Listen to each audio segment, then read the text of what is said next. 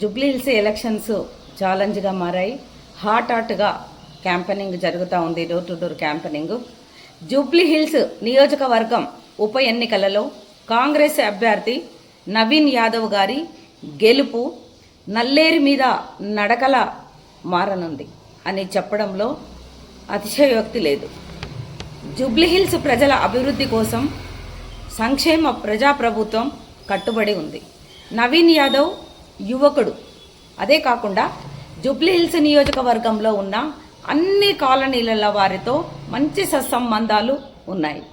గెలుపు ఓటమిలకు అతీతంగా ప్రజా సమస్యల పరిష్కరించడంలో నవీన్ యాదవ్ ఎప్పుడూ ముందు ఉండి పని చేస్తూ ఉంటాడు.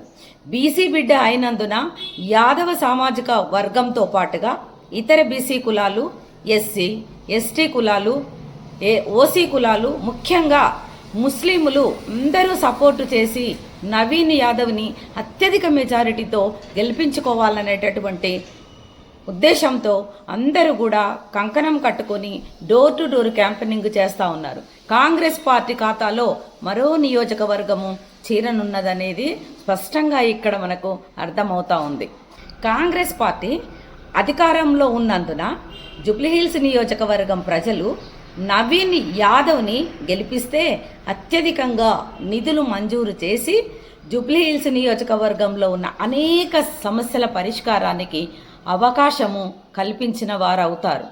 అందుకనే ప్రత్యర్థి పార్టీలైన బీఆర్ఎస్, బీజేపీ గెలుపుపై ఆశలు వదులుకోవాలి మీరందరూ కూడా అన్నదే మా యొక్క ఆశయం. కాబట్టి జూబ్లీహిల్స్ నియోజకవర్గం ప్రజలు చేతి గుర్తు మీద ఓటు వేసి నవీన్ యాదవ్ని అత్యధిక మెజారిటీతో గెలిపించాలని నేను కోరుకుంటా ఉన్నాను.